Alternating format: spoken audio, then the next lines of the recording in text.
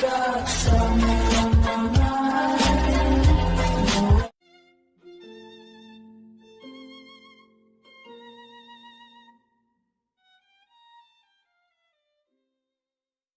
E aí, pessoal, o nosso canal sempre tentou ajudar vocês na busca pela verdade através dos vídeos e dos ensinamentos do professor Olavo de Carvalho.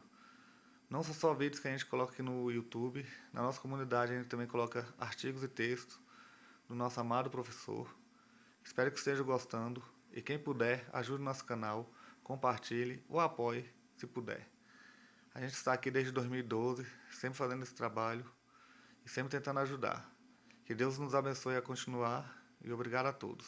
Fiquem com o vídeo e Deus no comando sempre. O objetivo fundamental desse curso é formar alguns instrumentos para que vocês compreendam a realidade da situação política no Brasil.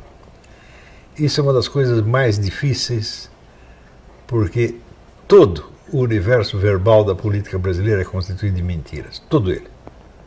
Você só ouve gente falando besteira, falando do que não sabe, isso inclusive e sobretudo no meio universitário. Você vê, eu assino um serviço aí que me manda todo trabalho universitário que tem alguma menção à minha pessoa, eles enviam para mim. Eu já coletei uns 2.000 aqui. Desses 2.000, quantos citam algum texto meu? 2.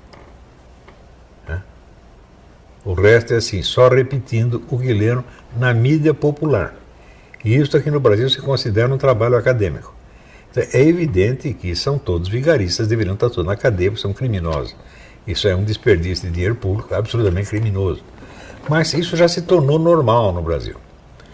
Quando você vê a história do Brasil do último meio século, ela se compõe primeiro, da bibliografia comunista usual, quer dizer, feita pelo pessoal do PCB, do PCdoB, do PT, né, repetindo, vamos dizer, as mesmas histórias de sempre, né, com indícios ou sem indícios. Eu já vi o seguinte, já vi até acontecer o seguinte, o sujeito divulgar pela internet, nós temos aqui a prova definitiva de que os americanos armaram o golpe de 64, e a prova definitiva era uma gravação do embaixador Lincoln Gordon conversando com o presidente Johnson no dia seguinte, já no 1º de abril. E o embaixador dizia para o presidente, aqui os caras já botaram os tanques nas ruas, o que eu faço? E o presidente Johnson responde, faça alguma coisa. Isso era a grande prova, né? Também, às vezes em que eu mesmo investiguei alguma coisa e descobri, eu vi o seguinte, que a indiferença da classe jornalística e da classe acadêmica pelos fatos é total, absoluta e, como é que se diz, irrecorrível. Por exemplo, às vezes em que os 3 artigos que eu escrevi na época, contando do ex-agente da KGB no Brasil, Ladislau Bittman, não era bem da KGB, ele era da Serviço Secreto Tcheco, porque a União Soviética não atuava diretamente nos países do terceiro mundo, mas usava o serviço dos países satélites. Então, por exemplo, no Oriente Médio era o pessoal da Romênia, né? Inclusive o Ion Mihai Pacepa trabalhou muito com isso, né? E no Brasil, na América Latina, especialmente no Brasil, era a Tchecoslováquia, que evidentemente tinha um serviço de inteligência de primeiríssima ordem, e o chefe era o Ladislau Bittman. E ele conta que essa história da intervenção americana no golpe de 64 foi ele que inventou. Ele disse, nós inventamos isto, não fui eu pessoalmente, foi a minha equipe. Minha equipe inventou essa história, e como nós não tínhamos nós na época, veja, presta atenção, não conhecíamos nenhum agente da CIA lotado no Brasil. A KGB não sabia de nenhum agente da CIA lotado no Brasil na época. Então, nós falsificamos um documento do FBI, do diretor do FBI, J. Edgar Hoover, cumprimentando o seu agente no Brasil pelo sucesso da operação. pelo contexto, a operação só podia ser o golpe. Só que, e daí nós espalhamos isso para a mídia inteira, todo mundo acreditou, todo mundo repetiu, e continuam repetindo até hoje. Só que deu o seguinte, o FBI não pode atuar no exterior. Quem atua no exterior é a CIA. De maneira que você não tinha nenhum agente da CIA, a CIA não estava fazendo nada. E os americanos não estavam fazendo coisíssima nenhuma. Também, você veja, quando os caras querem provar essa intervenção, eles dizem, olha aqui, havia ali várias entidades americanas dando dinheiro para deputados e senadores brasileiros para descer o cacete no presidente. Isso de fato havia. Né? Quer dizer, era dinheiro de entidades civis americanas que financiavam o combate parlamentar contra o presidente. O que é que o combate parlamentar tem a ver com golpe de Estado? Você vai ver a lista dos deputados que falaram mal do João Goulart?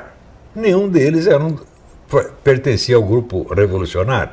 Ou seja, são duas operações completamente distintas. Quer dizer, você combate o cara no meio parlamentar, o que é perfeitamente ilícito, e você recebia dinheiro da KGB, por que não pode receber também da CIA? Tá certo? Então, era apenas, vamos dizer, algumas consciências compradas, tá certo? De um lado e de outro, mas isso não tem nada a ver com o golpe aparece depois. Né? Mas, veja, a imensidão da bibliografia comunista tem a vantagem de que ela é concordante. Então, ela dá uma impressão de consenso. E do outro lado, o que você tem? Você tem ou trabalhos puramente amadorísticos, feitos, por exemplo, por jornalistas, ou livros de memória escritos por militares, livros polêmicos, ou seja, não são livros de historiadores. Do lado da comunistas são historiadores profissionais, embora, insisto eu, não tenham formação de historiadores profissionais. Asseguro isto para vocês. O pessoal que sai das universidades com título de historiador não conhece nada da história da sua própria ciência. Eles desconhecem todos os historiadores principais e leem só porcaria tipo Hobsbawm. É assim mesmo, não estou exagerando. Isso eu digo e eu provo. Quer dizer, eu tenho material suficiente para provar isso. Né? Claro que para botar a ordem nisso e publicar, eu precisaria de uma ajuda e precisaria de um tempo. Então não está fácil fazer. Né? Então, diante desta situação, eu pergunto, mas que debate sério sobre qualquer assunto político pode haver no Brasil?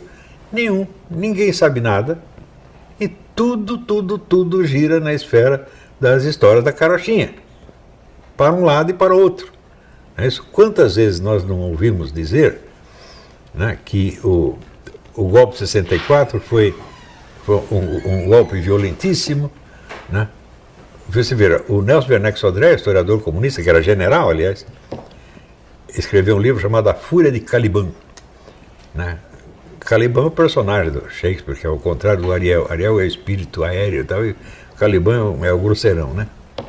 Então, A Fúria de Caliban descreve a perseguição dos militares aos intelectuais. Né? E daí está o homem lá contando os horrores da perseguição aos intelectuais e no meio ele dá com a língua nos dentes e confessa o seguinte: naquele ano eu fui eleito para a Academia Brasileira de História Militar, recebi o prêmio tal, né, fui aplaudido, fui na sessão da minha nomeação, estava lá o presidente Castelo Branco, falei, mas isso foi a perseguição que tu sofreu? Você é o principal historiador comunista do país. Foi esta perseguição? Quer dizer, ele é a prova viva do contrário do que ele está falando. Então, isso aí já não é mais nem paralaxe cognitiva. Isso é psicose total. Não houve ninguém que fizesse essa observação. Ora, o Nelson Werneck Sodré trabalhava junto com o Enio Silveira, que era o homem da editora Civilização Brasileira, que era a maior editora comunista do país. Quem ia brigar com eles? Ninguém. Você vê, o Enio Silveira, de vez em quando, ele era preso, ficava 2 dias na cadeia, saía dali, ia para Brasília pedir dinheiro para o general Golbery, o general Golbery dava dinheiro. Umas semanas de morrer, o Enio Silveira confessou: a minha editora sobreviveu durante esses 20 anos com o dinheiro do governo militar. E as palavras dos moribundos têm um certo peso, né? Então, por outro lado, você tem todo este mito toda hora repetido pelo nosso presidente da República, de que os militares brasileiros, as Forças Armadas, livraram o Brasil do comunismo. Isso é uma conversa mole. O que eles fizeram contra o comunismo? Bom, nos primeiros meses, eles demitiram 2 ou 3 professores da USP, entre os quais o Fernando Henrique. Isso foi o máximo, né? Se você perguntar assim, quantos jornalistas brasileiros foram para a cadeia por causa de matérias que eles escreveram? Eu respondo, nenhum nunca. Nenhum nunca. Quando se censurava uma matéria, como é que se fazia a censura? Era um funcionário da Polícia Federal que ficava frequentemente na portaria do jornal e recebia as provas do jornal do dia, lia aquilo que ele não queria que publicasse, ele marcava ali e saía. Ou saía um espaço em branco, ou se preenchia com alguma coisa, né? Eu lembro que no Estadão, o Estadão, o Jornal da Tarde, os 2 jornais mais visados, evidentemente, no Estadão eles punham receitas de bolo, né? E no Estadão eles punham trechos de poesia, especialmente dos Lusíadas. E no Jornal da Tarde punha receitas, né? Eu lembro que uma vez teve uma notícia comprometedora para o então governador Laudo Natel, e daí precisava arrumar uma receita e pediram para o Carlinhos Brickman. Carlinhos Brickman era um homem gordo, enorme, muito engraçado. Ele disse, deixa que eu faça a receita. Daí ele fez a receita, Lauto Pastel. Isso saiu. Então, todo mundo sabia que tinha uma notícia censurada. 3 dias depois, a notícia realmente era liberada. Porque eles vetavam apenas notícias que pudessem atrapalhar as investigações sobre o terrorismo. Se não tinha importância para isso, né? Pois a notícia de corrupção nas altas esferas saía de monte. Acusava os milicos de tudo que existia. No Jornal da Tarde tinha cara especializado em fazer isso, pô, né? Quanto aos artigos de opinião, todo dia saía artigo descendo o cacete neles, porra, né? Então, o que houve de censura naquela época foi fichinha perto do que fazem hoje. E, no entanto, o mito da censura continua. Como é que continua? Isso é repetido de geração em geração dentro das universidades. E não tem ninguém que conteste, a não ser de vez em quando algum general que quer puxar a brasa para a sua sardinha, então se gaba de gestos heróicos que ele não cometeu de maneira alguma. Não é isso? Você pensando bem, fala, olha, diz que os caras nos livraram do comunismo. Eu digo, bom, mas como é que durante 20 anos vocês alimentam a maior editora comunista com o dinheiro do governo? Além disso, quando foi a época em que os comunistas se apropriaram do sistema educacional brasileiro? O regime militar. Com a ajuda desses malditos tívitas, esses irmãos tívitas, que tinham a revista Nova Escola e Sala de Aula, que era o quê? Instrução comunista para os professores. Aquilo era distribuído pelo governo para todos os professores do território nacional. Como é que eu sei? Eu trabalhei lá, meu Deus do céu. Então, e quando eu fazia alguma matéria que não era muito comunista, o Tiviton, eu esqueci qual deles que era, reclamava, ele está imitando o Paulo Francis.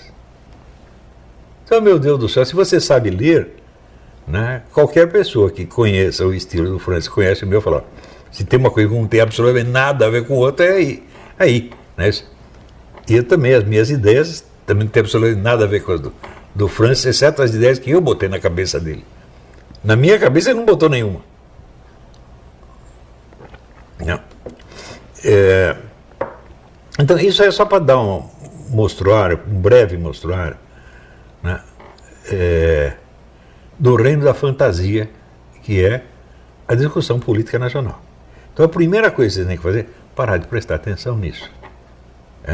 O que o senador falou, o que o general falou, o que o presidente falou, não tem a mais mínima importância. Vocês têm que ver, em primeiro lugar, assim, levem em conta aquele esquema que eu falei das camadas da personalidade. Então, na atuação pública, na política, você tem que ter pessoas que estão, pelo menos, na 8ª camada. Ou seja, pessoas que são capazes de olhar a sua própria vida com olhos críticos e perguntar assim, o que eu fiz da minha porca vida? Se ele não chegou nem isso, então ele não tem, de fato ele não tem uma atuação pública, ele tem apenas uma encenação pública. Ele está fingindo para brilhar dentro dos olhos da mãe dele ou da amante dele, entendeu? Ou da mulher dele. Ele não vai passar disso, é tudo teatrinho, gente. Agora, se você acha assim, por exemplo, você acha que o nosso presidente está na 10ª camada? O que é a 10ª camada? 10ª camada é a visão correta de toda a estrutura social e do seu lugar dentro dela.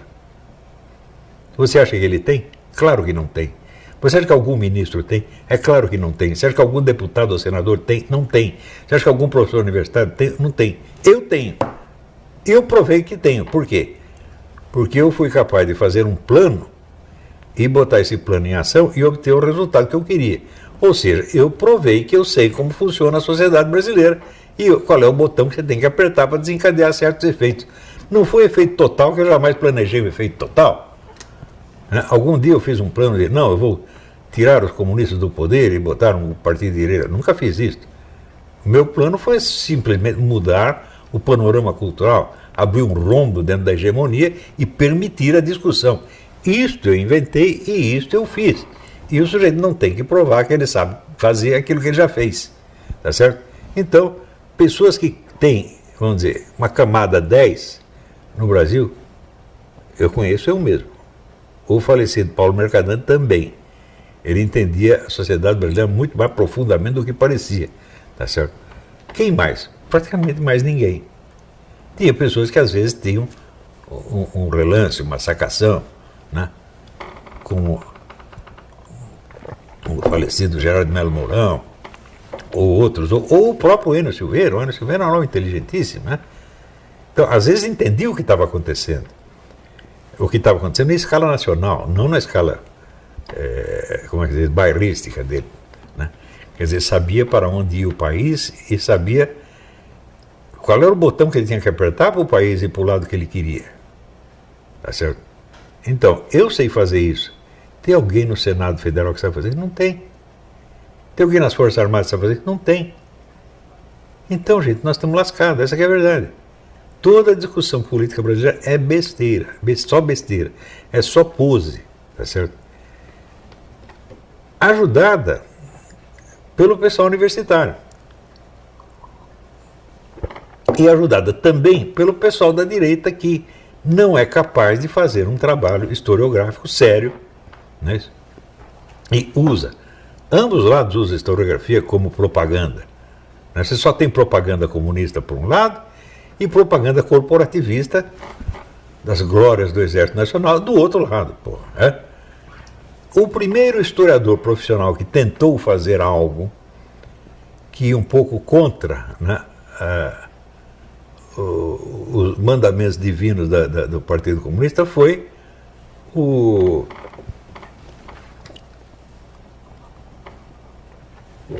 Marco Antônio Vil. Mas o livro dele é uma besteirinha. E aquela tese, não foi ditadura. Como não foi ditadura, porra? Hã? Eu vi o número de gente que foi preso na época, eu vi. Claro que era uma ditadura. Era dita branda comparado com o que tem agora. Hã? Porque agora basta você dar uma opinião, você está na cana. Naquela época não tinha isso. Eles prendiam gente que estava ligada ao movimento, né? Eu tive parentes e contraparentes que foram presos porque estavam no grupo do Marighella. Um deles era o homem que consertava as armas para o Marighella. Portanto, é um homem responsável por muitas mortes, evidentemente. Né? Esse foi para a cana. Né? Daí, mais tarde, ele foi exilado para a Suécia. Né? Primeiro foi para o Chile. Daí, no Chile, deu aquele rolo. O embaixador sueco catou ele, catou a família inteira, mandou para a Suécia. Deu emprego, deu residência, deu aposentadoria. Tudo maravilha, maravilha. Passado 2 anos, está o homem de volta no Brasil. Encontra ele na rua. Fala, ô, senhor Antônio, o que você está fazendo aí? Os milicos vão pegar você. Ele disse, eu prefiro ser pego pelos milicos do que viver na Suécia. Eu falei, por quê? Ele disse o seguinte, lá eu estou vendo televisão, vê meu neto, muda o canal. Se eu reclamo, ele vai na delegacia e os caras vêm me prender. Eu não quero viver lá, prefiro viver aqui, prefiro Veja, o sujeito preferia ser preso pelos milicos brasileiros, ele seria melhor tratado do que na Suécia. Isso eu não estou inventando, bicho. Eu vi e ouvi. Né? Um personagem que eu não conhecia ele profundamente, mas era um contraparente meu. Né? Então, também é o sujeito, vamos dizer, que tinha armas escondidas no quintal dele, e quando ele foi preso, quem que teve que catar as armas e escondê-las? Eu, né? O serviço sujo sempre termina para mim, né? Eu não estava mais ligado à esquerda nenhuma, mas daí chega a mulher do cara, a velhinha chorando, tá bom, como é que eu vou negar? Né? Então, essas coisas, também, essa velhinha também ela está na lista das vítimas da ditadura. Ela morreu de velha na Suécia. Como é que é isto? Né? Quer dizer, alguém se... Eu lembro, por exemplo, quando trocaram um grupo de terroristas brasileiros pelo embaixador alemão. Acho que eram 40 pessoas. E tem a foto dos caras, né? No aeroporto. Olhe bem esta foto, vê se algum ali parece que está doente ou machucado. Nenhum. Estão todos ótimos. Falei, mas se eles foram horrivelmente torturados, como é que eles podem estar com essa cara saudável, porra? Realmente não é possível. Tem algo errado nisso aí.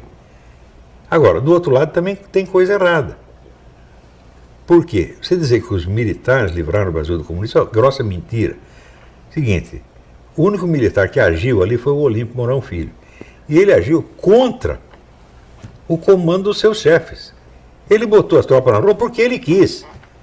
O resto não queria. Será que Castelo Branco queria, Costa e Silva queria? Ninguém queria nada. Outra coisa, quando o Olímpio Mourão Filho botou as tropas na rua em Minas Gerais, o João Goulart não era mais presidente, ele já tinha sido destituído pelo Congresso, meu Deus do céu.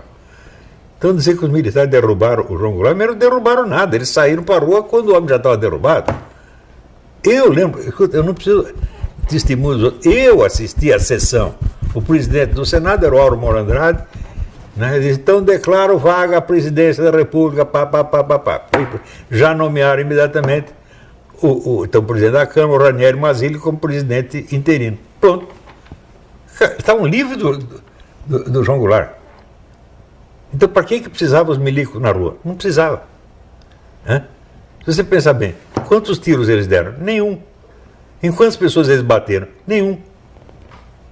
O único caso que houve deles baterem alguém foi um grupo de arruaceiro lá no Nordeste, pegou o líder comunista Gregório Bezerra, e estava dando os tabefes nele, e daí o comandante do quartel, que era o general Hélio Biapina, viu aquilo e foi lá, soltou, libertou o Gregório Bezerra, levou para a cadeia para os caras não matarem ele. Né? E a lenda comunista diz que foi o general Hélio Biapina que maltratou ele. Eu acreditei nisso durante 30 anos, até que um dia eu vi as cartas da família do Gregório Bezerra agradecendo ao general Hélio Biapina por ter salvado o cara. Isso foi a única violência que houve no dia 31 de março a 1º de abril. Não houve nada. Houve também o general César Montanha, tomou um forte no Rio de Janeiro, dando uma porrada na cara do sentinela. Falou, sai daí, pá! E tomou um cara sozinho, um velhinho, tomou o forte, porra. Isso foi tudo. Ora, violência começa a partir daí. Quem começa a violência? Os comunistas começam. Porque eles já estavam preparados para a guerrilha fazia muito tempo. Desde 1963. Que Cuba mandava dinheiro para o pessoal das ligas camponesas, chefiada pelo Francisco Julião, e ele montou então a guerrilha já em 63. Inclusive no famoso debate com o João Pedro Stedley, ele disse, os líderes de 64 mataram todos os líderes da Liga Camponesa. Eu falei, cala a boca, burro, isso foi em 63, não tem nada a ver com 64. Né? Ele tem que ficar quietinho, né? Ele saiu dizendo, se eu soubesse que ia ser tratado assim, eu nem via. Eu falei, não é para vir mesmo, vai pastar, vai falar besteira lá para sua mãe. Né? Então, Você vê, eu estou nesse negócio, vai fazer 40 anos. Eu não levo mais nada a sério. O brasileiro não leva mais a sério. Desculpe, não dá. Os brasileiros sérios que eu conheço são todos meus alunos. Pessoas das quais eu tenho muito orgulho, como o Silvio, o Bernardo, né? Os Weintraubs, né? O Ernesto Araújo. Ernesto não estava presente, não foi, mas eu gostaria que ele estivesse. Porque se você somar todos os ministros que sobraram no governo Bolsonaro, todos eles juntos não são dignos de engraxar o sapato do Ernesto. Não são intelectuais, não são pessoas de estudo. Pode ter um ou outro administradorzinho bom lá. Administrador medíocre que não rouba. Isso no Brasil já basta para fazer do sujeito um santo. Ele é beatificado. Aliás, o próprio Bolsonaro é beatificado porque ele não rouba. Claro que não rouba. Todo mundo sabe disso. Né? Daí aparece lá. O chofer do filho dele fez não sei o quê. Vê o que eles têm que buscar para tentar, né, emporcalhar a imagem do cara. Então, gente, nós temos que arrumar um conjunto de ardis cognitivos que nos permitam não cair nesta coisa. E o primeiro problema é o seguinte: nós não temos uma linguagem para descrever a política brasileira. Nós só teríamos, se fosse possível, seria a linguagem da sátira. Porque onde é tudo palhaçada, quanto mais sério você tenta ser, mais palhaço você se torna. Agora, no Brasil, né, ontem mesmo eu estava observando o seguinte: quando se dá uma missão a um sujeito, já que se começa a aplaudi-lo como se ele estivesse cumprindo a missão.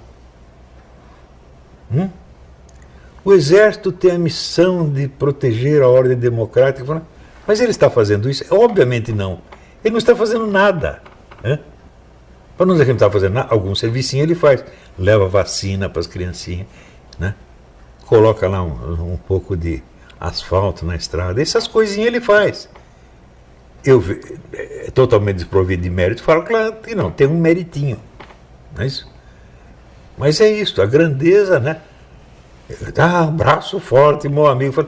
Escuta, vocês já perceberam que os comunistas desprezam vocês?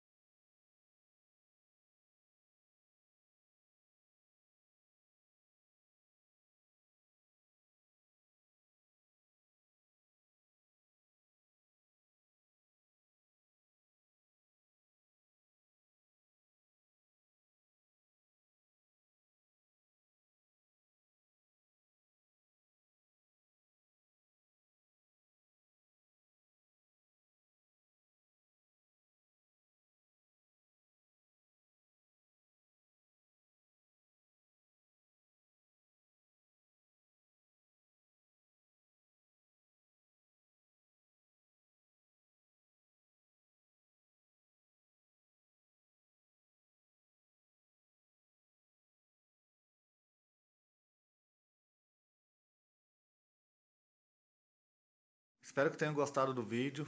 Compartilhem, comentem, curtam.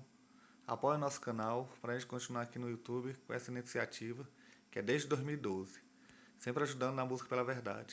Sempre busquem a verdade, busquem nosso Senhor Jesus Cristo, busquem a Deus. Forte abraço a todos e até a próxima.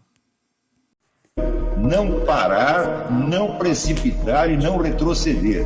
Então dizer que eles sabe quando nós vamos parar? Nunca. Nunca na sua porca vida. Forte abraço, tamo junto. Não parar, não precipitar e não retroceder. Então dizer que eles sabe quando nós vamos parar? Nunca. Nunca na sua porca vida. Não parar, não precipitar e não retroceder. Então dizer que eles sabe quando nós vamos parar? Nunca. Nunca na sua porca vida.